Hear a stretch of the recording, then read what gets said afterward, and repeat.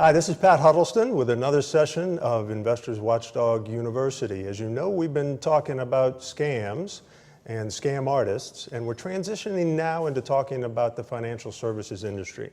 We are really honored tonight to have a guest lecturer. I'm talking about Boyd Page, who is fantastic in this area of work. Boyd is actually a founder of the Public Investors Arbitration Bar Association. He's had fantastic success. And I would tell you that if Investors Watchdog University were actually a bricks and mortar institution, I would go after Boyd to become the dean of Investors Watchdog University. So Boyd, we're really grateful to have you here. Welcome. Well, thank you, Pat. It's really an honor to be here to try and share at least some of my experiences with investors across the country. Thanks. Now, I've heard of characters like financial planners, registered investment advisors, stockbrokers. Tell us what role these people play in the industry. You know, it surprised me, having practiced in this area for over 25 years, how many people really do not understand the role that these different people play. But there are a lot of overlap and synergies. In short, simple terms, these are financial professionals. The law holds them accountable to satisfy professional standards of conduct.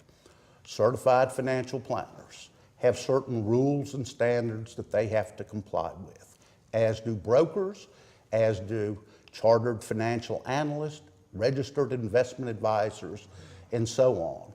And investors have the right to expect those professionals to live up to their standards in everyday dealings with the investor.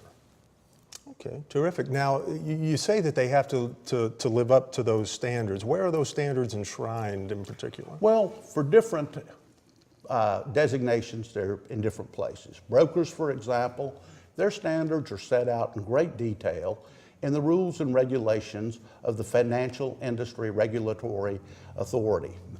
They sit there and they go through a list of rules with which brokers must comply. Certified financial planners have their own professional standards of conduct, as do chartered financial analysts. And so you need to look in different places, but while they are slightly different in terms, they really have a lot of similarities. There's a lot of overlap there. The basic duties are fundamentally the same. Okay, and how do they get enforced? Let's say somebody transgresses one of those duties.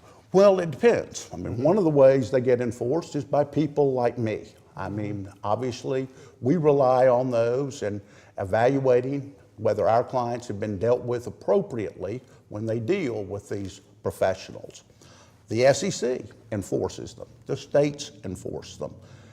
Basically, though, if you look at it, while the SEC and the states do a phenomenal job in many areas, they really have very limited resources.